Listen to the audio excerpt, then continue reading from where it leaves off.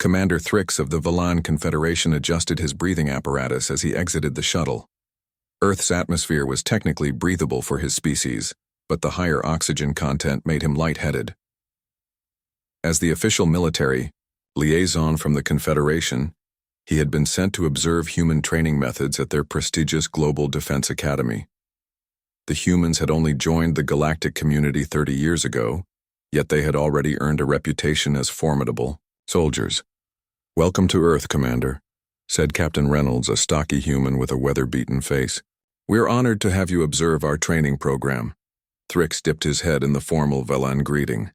"The honor is mine. Your species' rapid adaptation to interstellar warfare has impressed our high command." Reynolds smiled, but there was something in that expression that Thrix couldn't quite interpret. Pride? Amusement? The subtleties of human facial expressions still eluded him. "You'll find we're full of surprises," Reynolds said, leading him toward the main compound.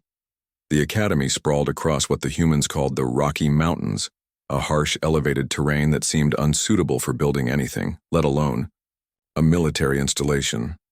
Thrix had studied the file. Earth's gravity was 1.3 times stronger than Vala Prime's, its temperature variations more extreme, and its terrain more diverse.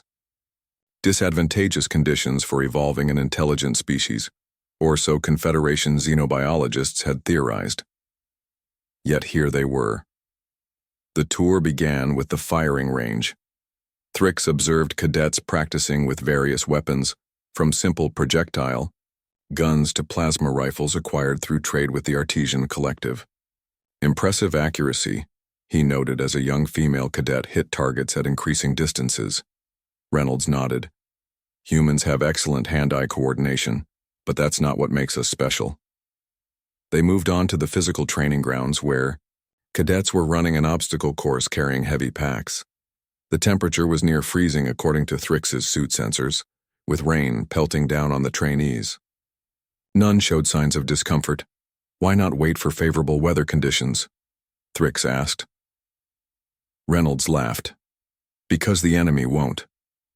Next came the combat simulator, where cadets fought against holographic opponents.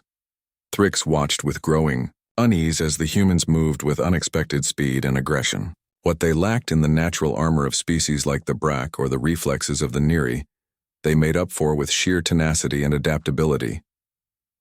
"Your soldiers don't retreat," Thrix observed after watching several simulations. "Tactical withdrawal is taught," Reynolds corrected. "But pushing through pain and adversity, that's innate." The demonstration of hand-to-hand combat techniques left Thrix truly disturbed. Humans were not the strongest species, yet they had developed fighting styles that leveraged their unique physiology, their extraordinary endurance, their bizarre ability to ignore pain, and their unsettling capacity for explosive strength. "We evolved as persistence hunters," Reynolds explained as they watched two cadets grappling. "Our ancestors would chase prey until it collapsed from exhaustion. We're built to keep going when other species would stop." The medical facility was perhaps the most alarming. Thrix watched in stunned silence as a cadet with a broken limb was treated. "He'll be back in training within weeks," the medical officer explained casually. "Weeks?" Thrix couldn't hide his shock. Such an injury would sideline a Valan for a season at minimum. "Humans heal remarkably fast," Reynolds said with that same enigmatic smile. "And we can modify ourselves too." He showed Thrix the biomechanical enhancements some veteran instructors had: neural interfaces, reinforced bones, synthetic muscle fibers. Not as advanced as some species' technology, but integrated with human physiology in ways Thrix had never seen.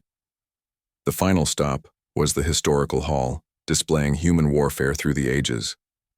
Thrix's translator struggled with some concepts: guerrilla warfare, scorched earth, mutual assured destruction. "Before we reached the stars," Reynolds explained, "we spent millennia fighting each other. Every environment, every condition, every possible scenario. Humans have fought and survived there." Thrix paused before a display showing primitive humans, with simple spears bringing down an enormous beast. "Your history is extensive. We're predators who became prey, then became apex predators again," Reynolds said quietly. We know both fear and hunger. We know what it means to nearly become extinct. We know what it takes to survive. As they concluded the tour, they observed first-year cadets undergoing what Reynolds called stress training. Sleep-deprived, hungry, cold, and still functioning at remarkable efficiency. Your soldiers train as if they're already at war, Thrix noted. Reynolds nodded. Because somewhere in our DNA we always are. Peace is the exception in our history, not the rule. Back at the shuttle, Thrix could no longer contain his question. Captain, why did your species join the Confederation? You could have remained isolated, developed further. Reynolds looked up at the sky, now darkening as evening approached.